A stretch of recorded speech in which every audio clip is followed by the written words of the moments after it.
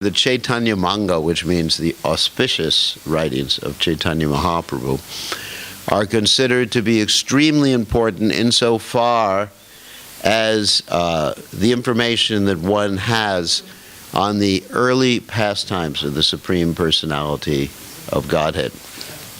The reason for this is that Locan Das Thakur heard from his spiritual master, Narahari Saraka, who had heard from Murari Gupta. And Murari Gupta, if some of you may know, was with Chaitanya Mahaprabhu through his early pastimes. And Murari Gupta is considered to be an incarnation of Hanuman. And Murari Gupta composed a diary with his direct experiences with Sri Chaitanya Mahaprabhu. Pretty amazing. It's one of the few books with direct first-hand experience. Of course, that book is no longer extant. In other words, it's disappeared. So his book was written in Sanskrit, actually. He was a very educated personality. Most of Chaitanya Mahaprabhu's direct associates were actually quite educated, very educated in Sanskrit and other literatures and languages like Persian, etc. And his book was Chaitanya Charitamrita. Not Charitamrita, Charitamrita or something like that, but I forget the exact name. And so Narahari Saraka heard this book, memorized the verses in the book, and then recited this book to Locan Das Thakur. And Locan Das Thakur, when he heard these verses, he memorized them, and he decided to write the same information in what we call the vernacular. Vernacular means the language that's present at a particular time. So the language that was present at that time was Bengali, obviously, but modern Bengali rather than ancient Bengali. And he wrote in verse form, the Panchali verse form, which means five verses. And he wrote this so that ordinary people could understand Lord Chaitanya's pastimes, which is really nice. So one point I can derive from this is that Lord Chaitanya and Krishna's pastimes are not determined or dependent on the language that you're using. In other words, whether you're using English or Croatian or Russian or Serbian or whatever language you're using, it's dependent upon the purity of the person who has spoken and transmitted that information. Prabhupada actually said that even though his books were in English, they had the same potency as the Sanskrit. So Prabhupada actually discouraged many devotees from learning Sanskrit. He said, what is the use of learning Sanskrit? Of course, we have some devotees who learn Sanskrit to serve Krishna, to translate books, which is wonderful, but the general mass of devotees, they can learn some Sanskrit verses, but they don't have to become experts at Sanskrit grammar, which take 11, 12, 15 years, if one is intelligent. So here's a little information about Locan Das Thakur. I have a biography information about him, and then I'm going to speak a little bit about what the Chaitanya Mangal contains. Give a brief summary of the Chaitanya Mangal. Chaitanya Mangal has 4 parts of it rather than 3 parts. And anyway, it's like the Chaitanya Charitamrita that has the Adi, Madhya, and the Ancha, and it has an additional part which is like the introduction. So I'll explain that in a few minutes. So Locan Das Thakur was born near Katwa, and he did have the association, as I mentioned before, of his spiritual master, Narahari Saraka Thakur, who he dedicated his whole life to. And I was listening this morning to Srila Prabhupada's speaking, and Srila Prabhupada was speaking about when he heard Vishwanath Chakravarti Thakur's commentary on the Srimad Bhagavad Gita, the verse, Vyavasayatmika buddhi rekeha kuranandana bahusaktas turantascha, etc. Vishwanath Chakravarti Thakur stated that if one is one-pointed in his determination to serve the lotus feet of the spiritual master, one can achieve all perfection. And of course, every morning we chant, Yasha Prasada Bhagavat Prasada Yasha Prasada Nagati Katopi. That by pleasing the spiritual master, one gets Krishna's mercy, and by displeasing the spiritual master, you don't know what's going to happen. That's what Nagati Katopi basically means. You're not going to get, not only you're not going to get it, but you don't know where you're going. So, anyway, this information here about Locan Das Thakur's mother and father, which is not so important. He married at a very young age. He was a married Vaishnava. As Lord Chaitanya said, Kiva Vipra, Kiva Nyasi, Shuja Kena Nai, Ye Krishna Tatva Veta, Say Guru Hoya. It doesn't matter if one is married, not married, sannyasi. If he knows the science of Krishna, then he can be considered guru. So he was, of course, very attached from his very youth. And as we mentioned before, he heard from his spiritual master from the Chaitanya Charitamritam, that was the actual book. And he heard from another devotee named Damodar Pandit, who was one of Lord Chaitanya Mahaprabhu's closest associates. And let's say, I already explained how the name came Chaitanya Mangal rather than Chaitanya Bhagavat. Okay, and now we will give a summary of the Chaitanya Mangal, a little bit of a summary, Chaitanya Mangal, and after that we'll finish up by reciting Locan Das Thakur's famous song, Parama Karuna Bahudvijanam Nitai Gaurachan. And that, of course, that was one of Prabhupada's most favorite songs. I remember when Prabhupada would sing this song, he would sometimes go into trance. Two instances I remember. One was when Srila Prabhupada was in Caracas, Venezuela. I was the temple president years ago when I wanted to do austerities. So anyway, so Prabhupada was in Caracas, Venezuela, and Caracas, Venezuela is in South America. It's on sort of the northern tip of South America. And at that time, the movement was booming there because I guess they had a lot of money. The country had a lot of money. Now the country is actually falling apart. So Prabhupada arrived in Caracas, Venezuela, and the first thing he did is, of course, went to the temple room to see the deities. And he looked at the deities, Shishi Gornatai. And he said it's basically Sri Sri Gornatai, he was just remarking how Sri Sri Gornatai had made their way to this place that was perhaps the farthest south place from Sridham Mayapur. He said this several times, actually. Another time I was with him was in Gainesville, Florida, when Prabhupada, first thing he said, I've come to this far-out place, Far out didn't mean like we used to mean during the hippie years. In the hippie years, if you said far out, that means that's great. But you understand? That's really far out, Prabhu. So. But Prabhupada meant it's so far away. It's like in the middle of the wilderness. And of course, I was thinking, no, far out. This is the middle of the universe, the center of the universe. America.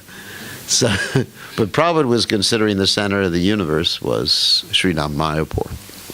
So anyway, Prabhupada arrived at Caracas, Venezuela, and he started to chant this song, Parama Karuna Bahudvijanam Nitai Gaurachan.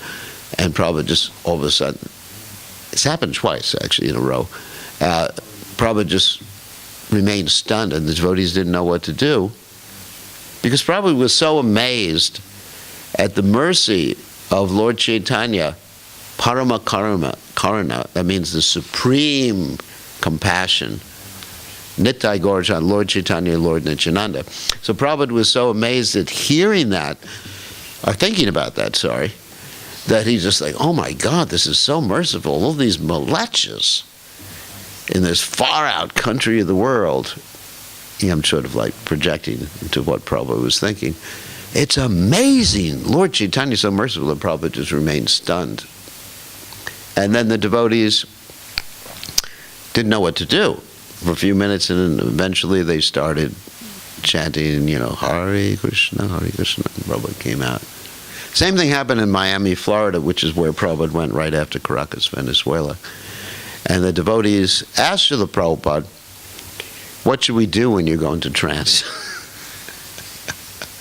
And Prabhupada, in a very apologetic fashion, stated, almost like, please excuse me, I don't do it very often. So that's the point. When a pure devotee experiences ecstasy, he doesn't reveal it to the whole world. It's described that you shouldn't, you reveal your beads, your Ishta Devata, your mantra to the world, or your realizations. A devotee was asking me about this the other day. He said, if I'm feeling completely Krishna conscious, and of course I was thinking, that would be nice. So, if I'm feeling completely, should I talk about it with my wife? He asked me this. And I said, or my friends. I said, it's not a good idea. It's something that's kept internal. It's not just say, I just saw Krishna today. No, you keep it internal. I said you can speak about it with your spiritual master. And he may say, very nice, or he may say, no, you didn't see Krishna. Anyway. So Prabhupada that's called Sanchari Bhava, Vyabhachari Bhava, the Prabhupada experience. If you analyze the bhavas or the emotions of the devotees according to the descriptions given by Srila Rupa Goswami and Vishwanath Chakravarti Thakur. So that was the poem of Locan Das Thakur, which we're going to talk about, and read Prabhupada's purport on that poem after we talk about the Chaitanya Mangal. So here we go. Chaitanya Mangal. The first part is called the Sutra Kand. Sutra basically means like a thread, something that ties everything in together. Just like you have the Vedanta Sutra.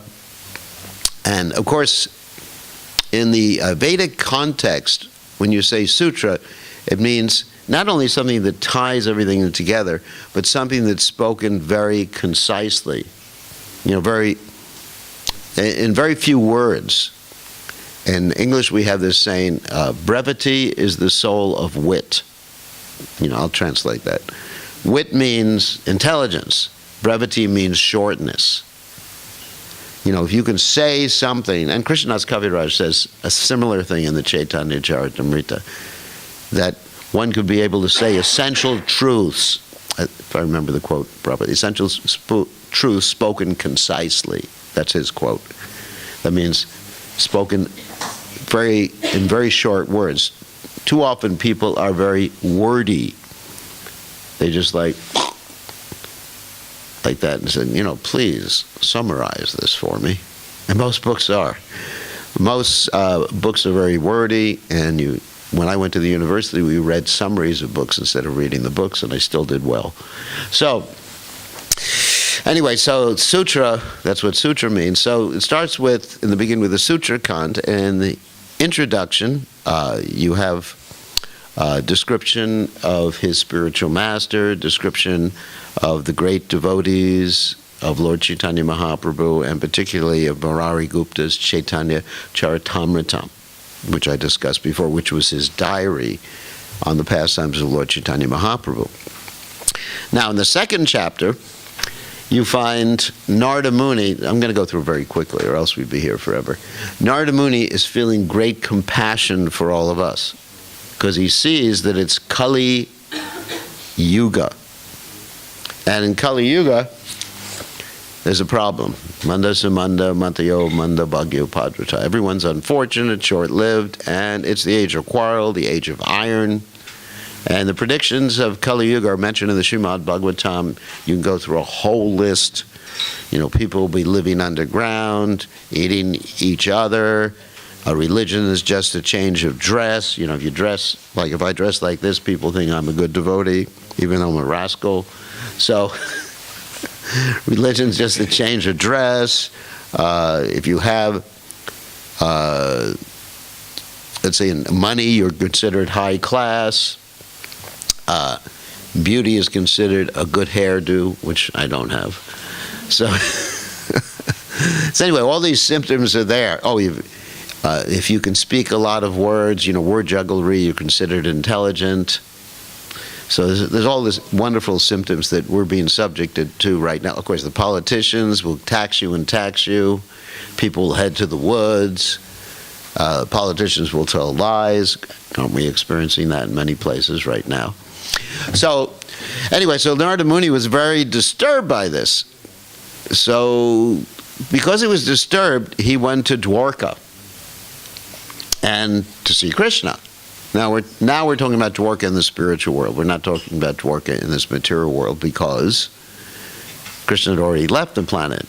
And when Krishna left the planet, Kali started to raise his ugly face.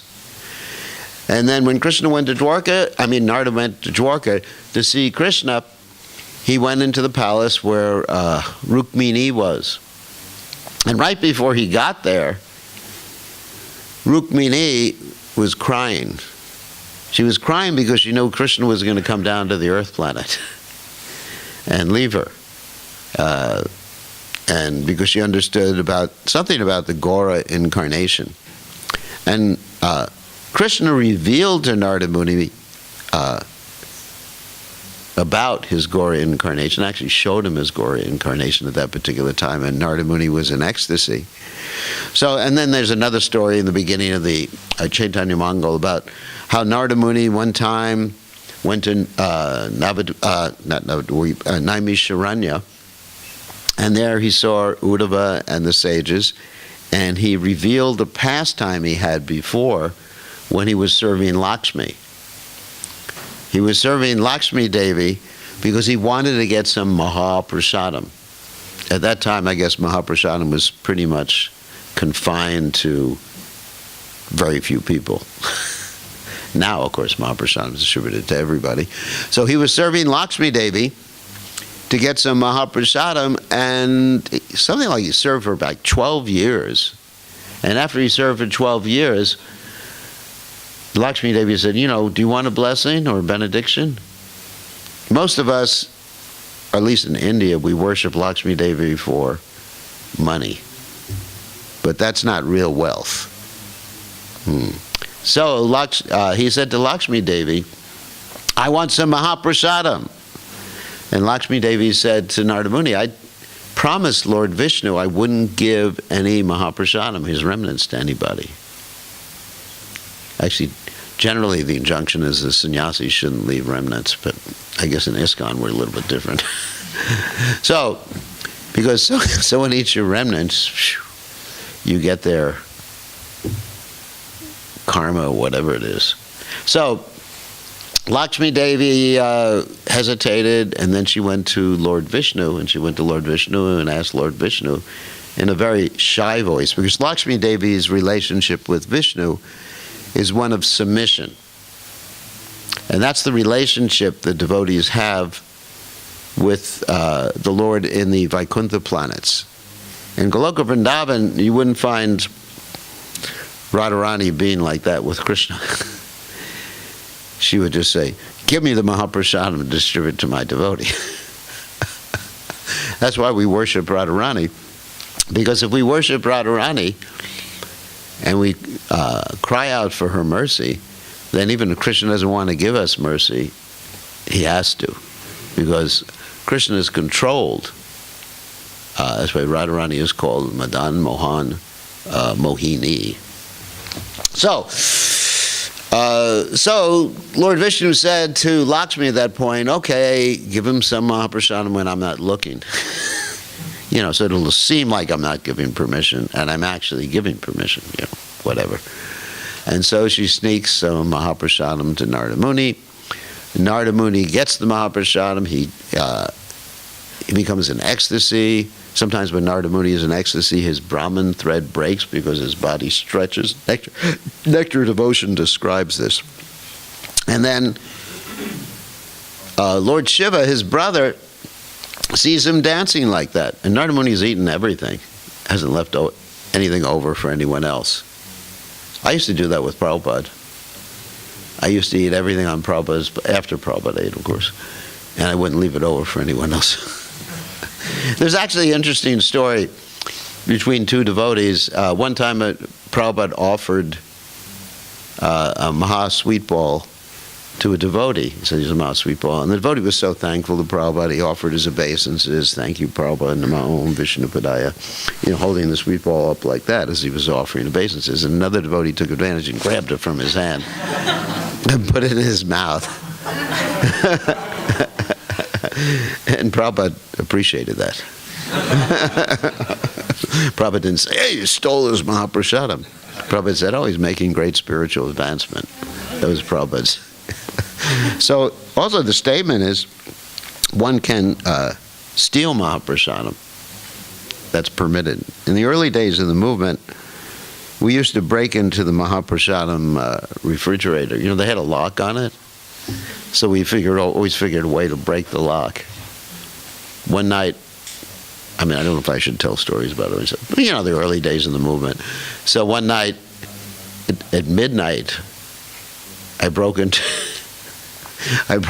it, and I was drinking the sweet rice, and then I heard some steps behind me. It was the temple president, and that was Sasrup Maharaj, but he was married at that time, so it was Sasrup Prabhu. And he said, the only thing I could think of to say at that point was, do you want some too?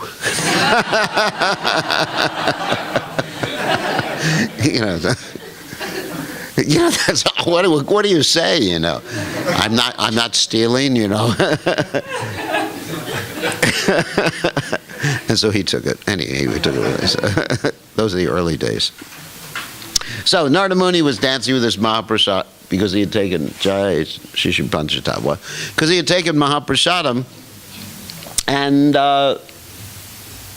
then Lord Shiva said, "What's happening, brother?" And he said, "I got Mahaprasadam. I'm ecstatic." And Lord Shiva said, "I'm your brother. Did you save any for me?" And Narada Muni said, "I'm sorry. I ate it all." And then finally he looked under his fingernail and he saw a little Mahaprasadam. Lord Shiva took it, started dancing ecstatically. The universe was basically almost destroyed. Because that's what Lord Shiva does at the end of the universe. He Tandava Nritya, that means his dance of destruction. And then his wife, Parvati, comes and says, "What are you doing? Stop." And he got angry with his wife. And he said, "Why'd you stop me?" And she said, "No, why are you dancing?" And he said, "I got Mahaprasadam." She said, "Did you save any for me?" And he said, "No, you're Maya. Not only in Maya, you are Maya." It's like, just like in the beginning of the movement, the devotees were not informed that women were Maya. So we never thought of ladies like Maya. We just thought of them as devotees. But later on, we weren't even informed that ladies were Matajis either. We were just informed that they were devotees, different types of devotees. So, but then later on you found out that they were Maya, so you began to look at the ladies like Maya, Maya, Maya, and then Mataji, Mataji, Mataji. Anyway, so a progression in the movement. So anyway, and then Maya Devis. It's interesting. Actually, a devotee doesn't see someone as Maya Devi. Actually, the Maya is in the heart. It's not in someone else. It's not that you blame. It's like blaming. Let's say you're attracted to some type of food. You're overeating on glubjamins or something. It's the glubjamin's fault.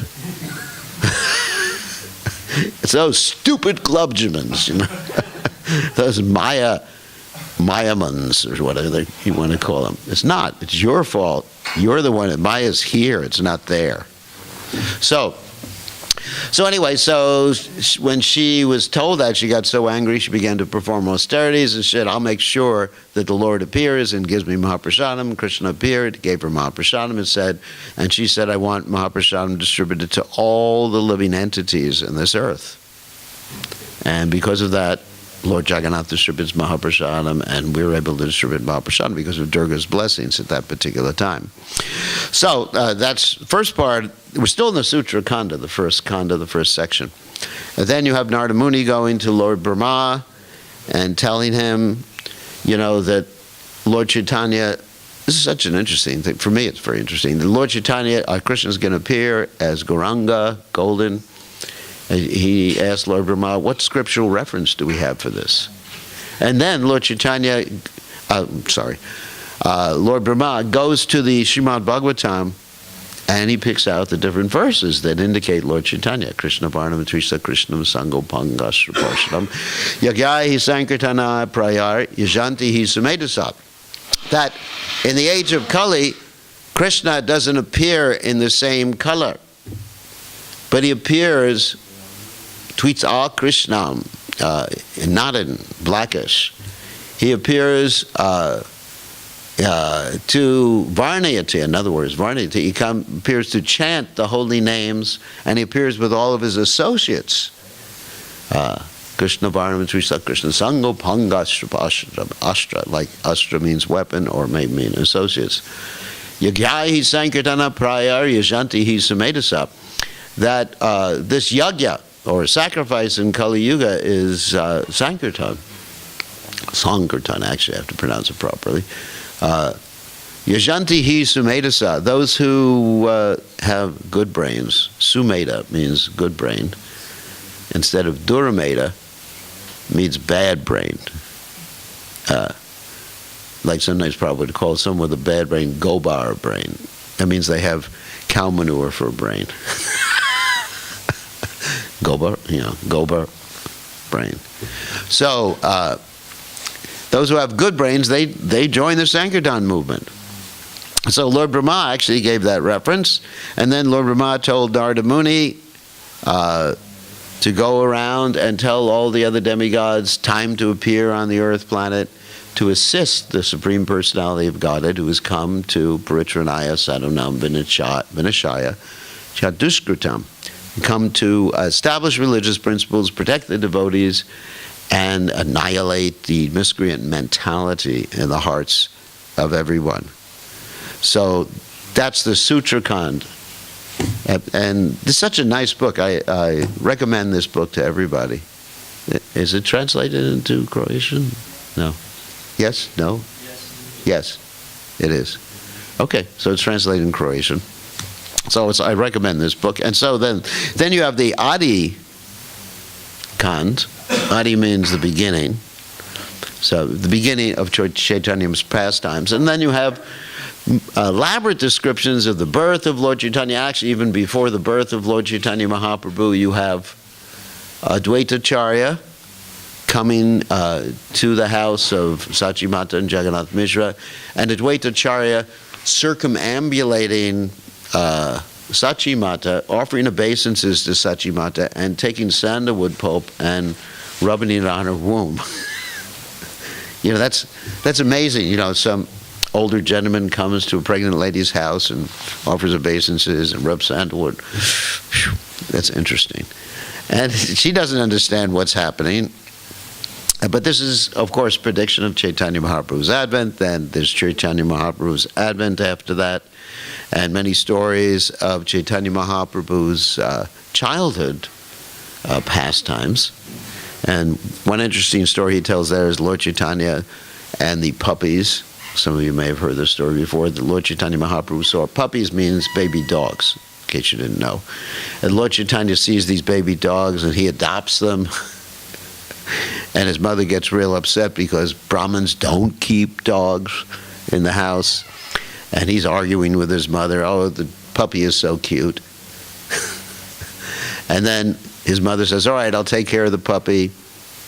And then Lord Chaitanya goes out to play, and she gives the puppy away, and Lord Chaitanya comes back, and he's disappointed, and the puppy's gone, and he blames his mother, and ultimately the puppy goes back to home, back to Godhead. I mean, there's other stories, like in the Chaitanya Charitamrita, there's the story of the dog that followed Shivananda Sain to Jagannath Puri, and that dog was later on fed coconut pulp by Chaitanya Mahaprabhu, and the dog was chanting Hare Krishna, went back to Godhead. So there's stories of Lord Chaitanya liberating dogs. And there's interesting story about his interactions in the ISKCON with Murari Gupta. One story in the ISKCON is that one time Murari Gupta was talking about medical things. He was a doctor. And he was walking with his associates. And Lord Chaitanya Mahaprabhu imitated him. And, just making fun of him. And then Murari Gupta didn't pay much attention. Lord Chaitanya said, just see, later on I'm going to teach you a lesson. And later on, what happens, a little risque story. What happens is that he goes to Murari Gupta's house while Murari Gupta is eating his meal, and he passes urine on Murari Gupta's food. This is very similar, of course, to Krishna's pastimes when he was young. That Krishna would steal the butter, pinch the babies, and also sometimes do that, pass urine, people's houses where he couldn't reach the butter. So very similar, adorable pastimes in his youth. And then, of course, there's elaborate descriptions in the Chaitanya Mongol about Lord Chaitanya's two marriages. First he marries Lakshmi Priya, and Lakshmi Priya dies from separation when Lord Chaitanya Mahaprabhu is away, the snake bite of separation. The feeling of separation assumed the form of a snake and bit her. And then Lord Chaitanya comes back, and then his mother arranges another marriage with Vishnu Priya, elaborate description of that. And then there's an elaborate description of Lord Chaitanya's going to Gaya after the departure of his father, Jagannath Mishra. And Gaya is a place where Lord Vishnu's footprints are, and where Pinda is performed. We described the other day what Pinda was. Pinda means what you perform upon the disappearance or death of a relative. And this helps them achieve a better destination. So he goes to Gaya, and in Gaya, he meets Ishwarapuri, his spiritual master.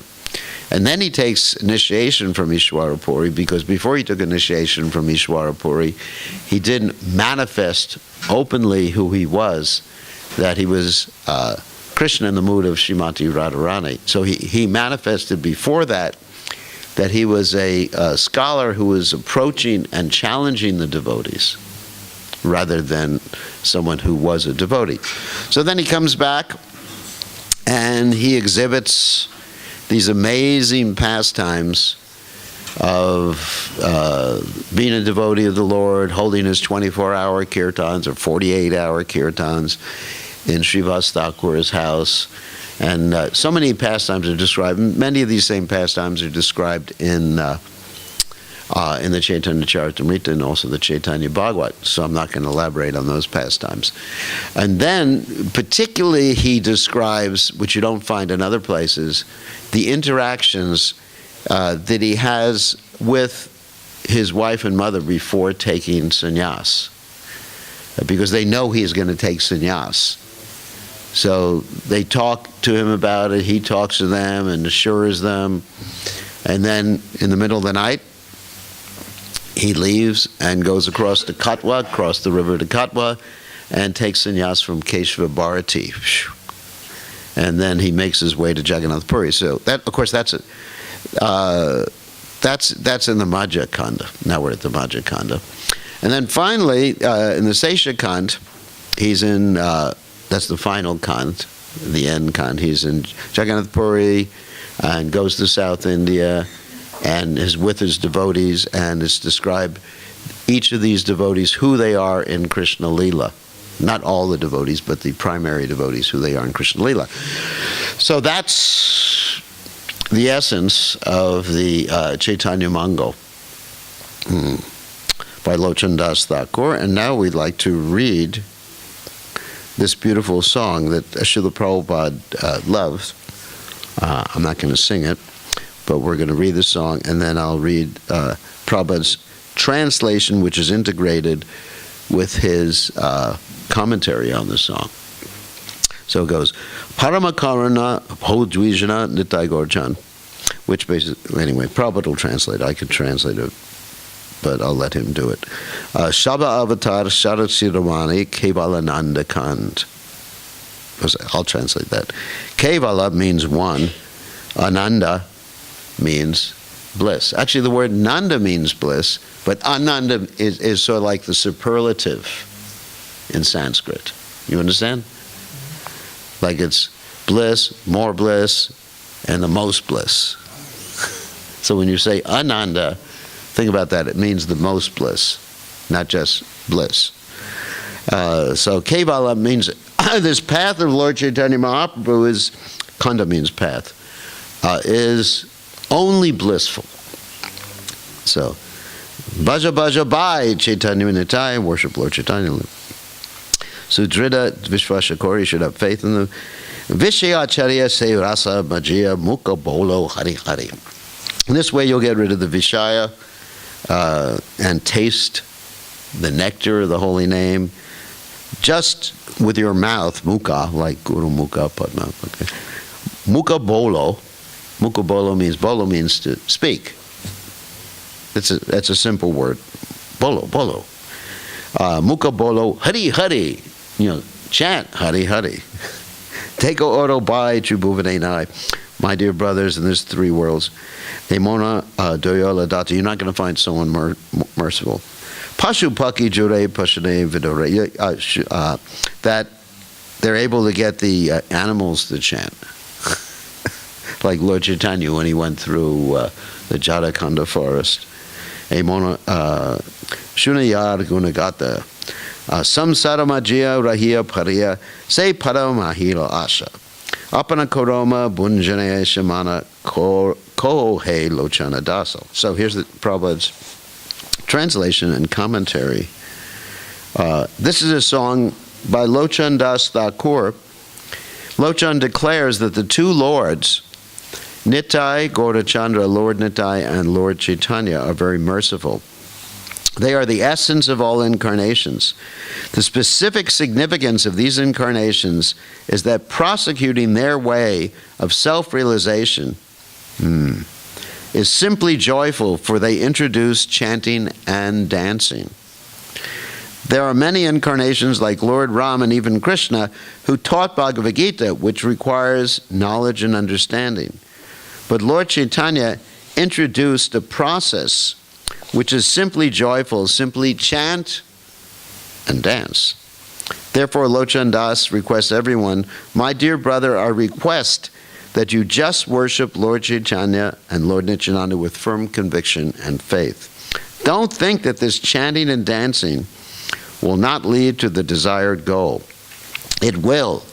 It is the assurance of Lord Chaitanya Mahaprabhu that one will get all perfection by this process. Therefore, one must chant with firm faith and conviction. But what is this process?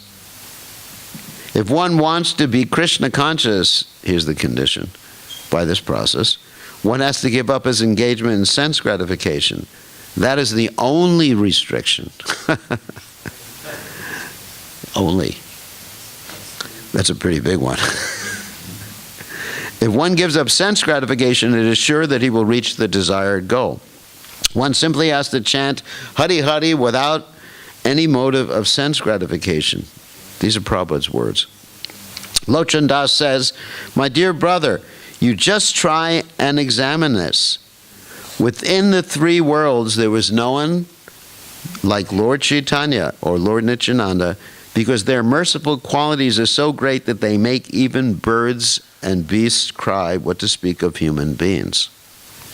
Actually, when Lord Chaitanya passed through the forest known as Jadakanda, the tigers, elephants, snakes, deer, and all the other animals joined him in chanting Hare Krishna.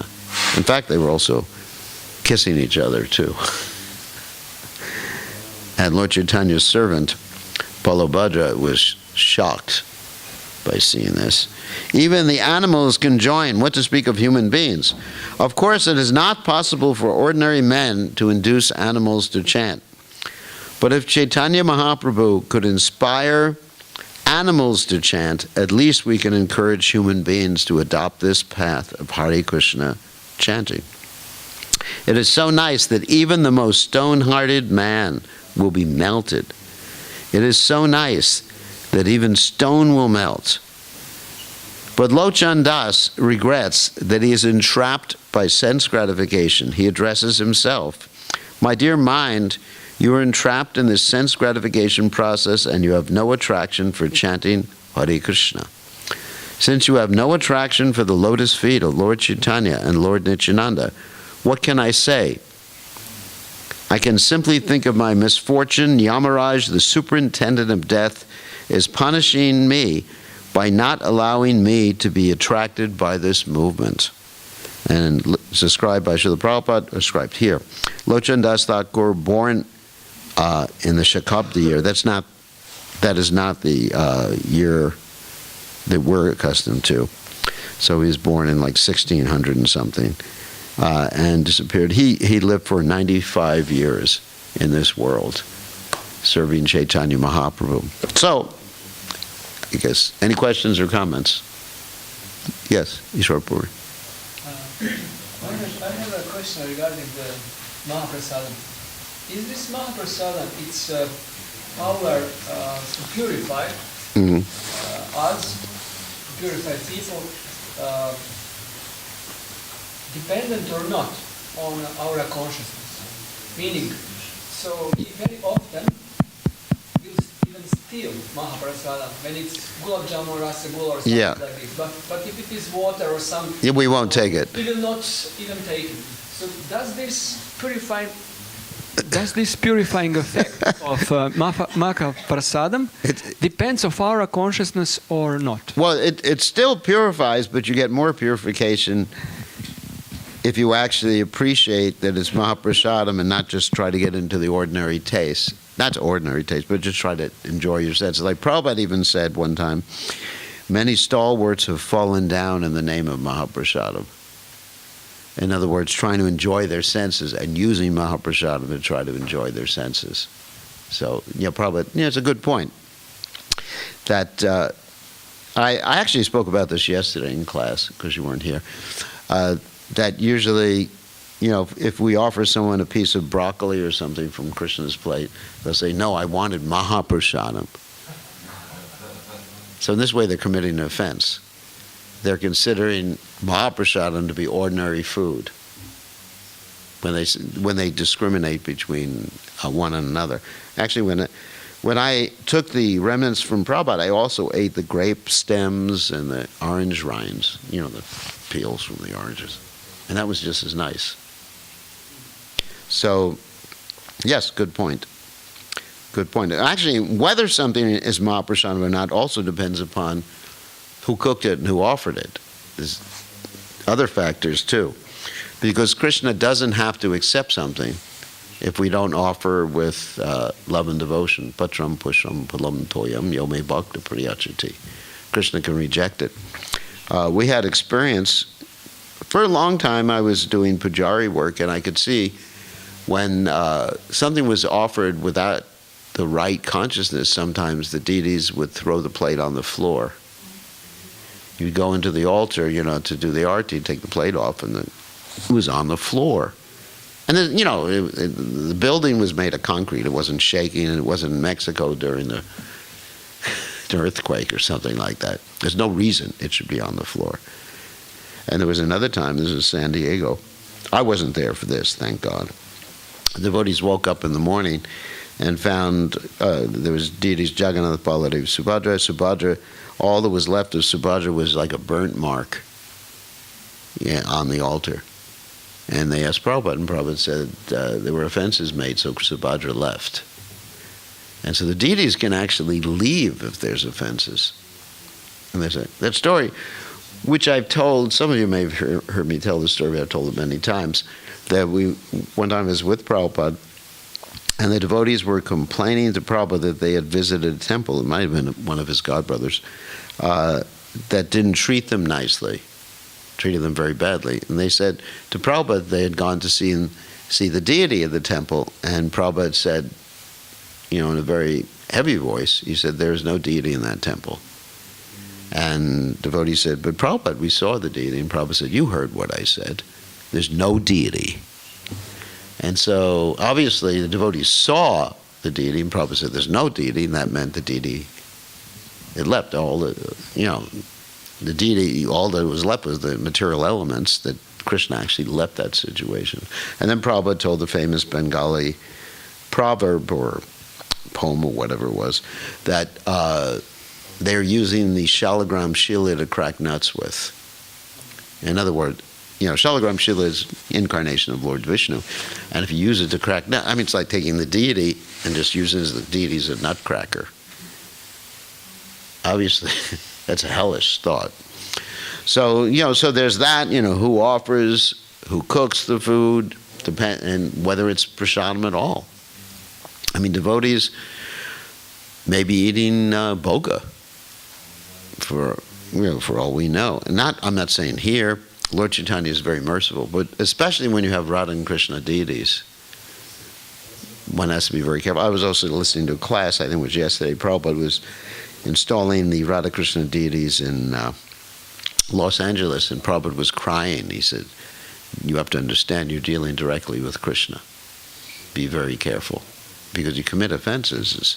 Lord Chaitanya doesn't take offenses, so we're very fortunate. Panchatat was here, and Zagreb you have Gornatai, so very fortunate. When you have Radha Krishna, you got to be on your toes all the time. Everything has to be punctual, right on time, clean, everything. And so it's very dangerous to install Radha Krishna if one's not qualified. So, any other questions or comments? Yeah. What about Jagannath deities? What about them? They're nice. Merciful. They're merciful. Those were some of the first deities Prabhupada had installed too in the movement. And of course, there's the famous story of how they came to the movement. That you have my godsister Malati was shopping. Actually, she was stealing. Anyway, so she was, it's a true story. It's anyway, whatever. So she was at this import shop in San Francisco, and then she saw this little tiny figure, and she took him as Lord Jagannath, and she brought him to Prabhupada, and Prabhupada said, "Prabhupada, what's this?" And Prabhupada offers obeisance immediately and said, "Lord Jagannath has come to America." And then he had the Shyama Sundara, who was Malati's husband, carved the first Jagannath deities. And the interesting thing is that Shyama Sundara at that time had not given up smoking cigarettes. So one time Prabhupada came in to check on how the carving was going, and there was a cigarette package resting on Lord Jagannath. And Prabhupada was so merciful. Of course, he said, "Don't put it on Lord Jagannath," but he was so merciful, he said, "You should smoke one less cigarette a day." He didn't just heavy him out and say, "You offender, you nonsense." Prabhupada was really merciful, and is merciful like that. So Lord Jagannath probably had it installed in New Jagannath Puri, which is the San Francisco temple at that time. Now it's in Berkeley, which is across the bay in California. And Prabhupada also said that Lord Jagannath is very merciful like that. Of course, generally Prabhupada wanted Gaura-Nitai. Generally Gaura-Nitai, especially for the traveling parties, the buses, they had Gaura-Nitai deities. Prabhupada, the only time Prabhupada allowed Radha Krishna in a traveling party was the Radha Damodar bus. And that was Vishnu Jan Maharaj, who would take care of Radha Damodar with a lot of devotion.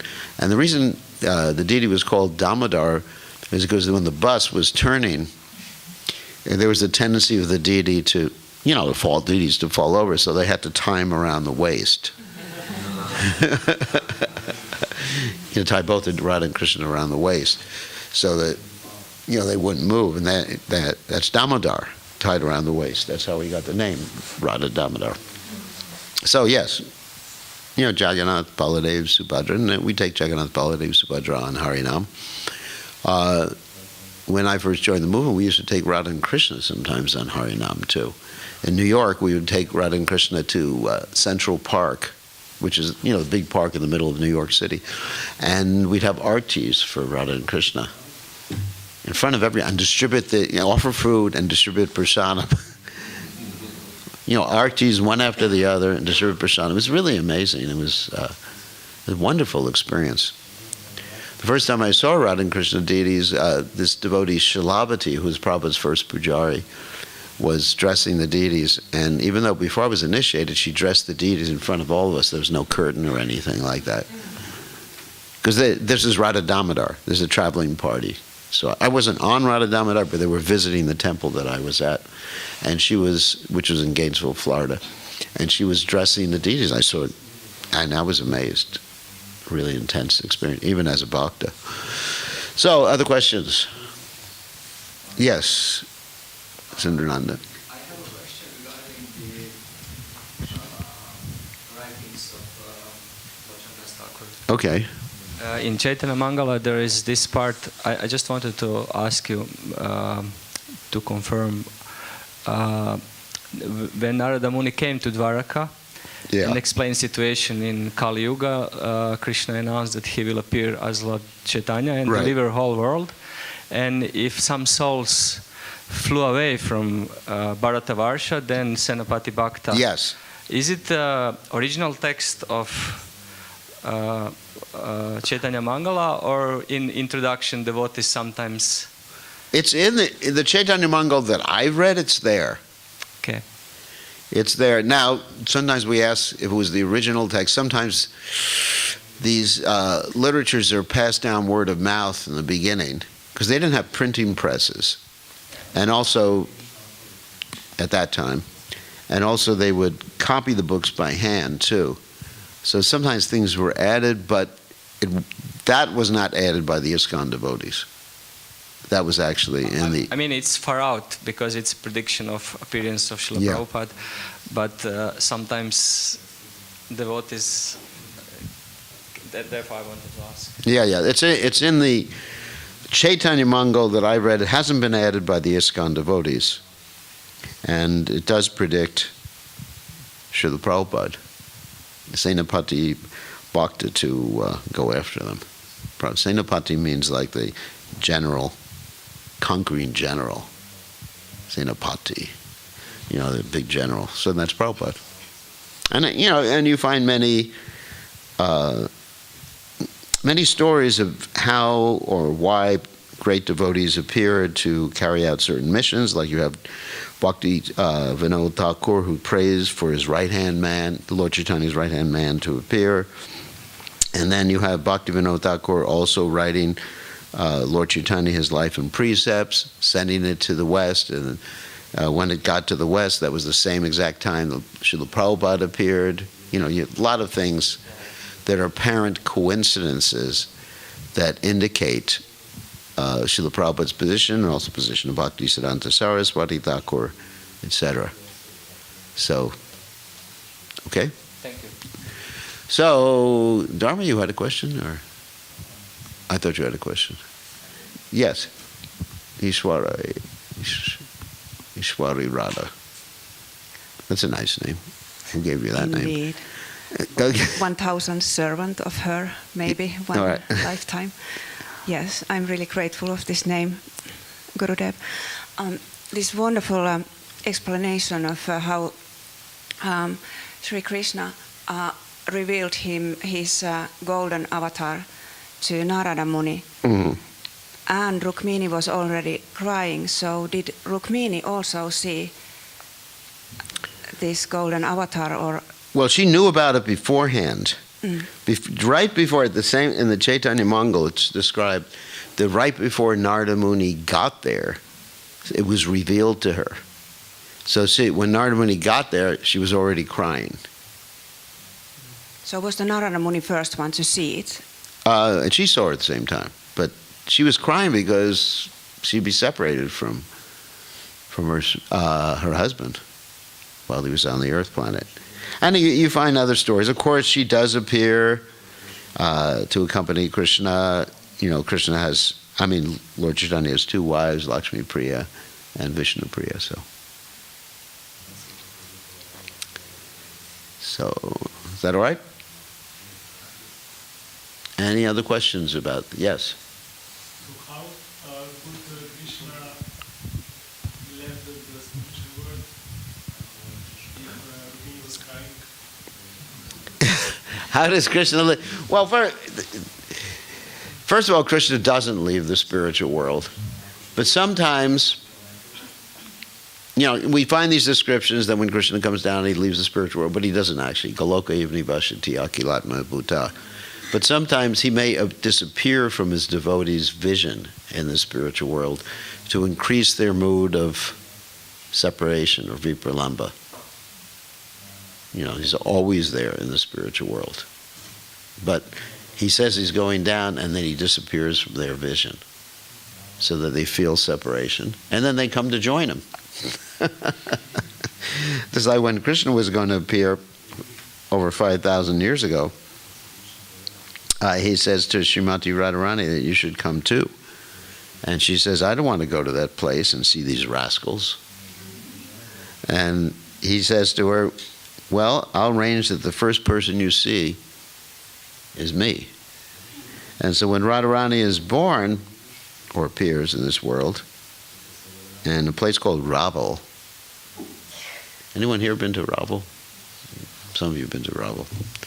Of course, if you go to Barshana, they'll tell you that she appeared there, but she, according to our acharyas, she appeared in Raval. So when she appears, she's blind. And the parents are thinking, this is very inauspicious. You have a blind child. Not so auspicious. And then Narada Muni says,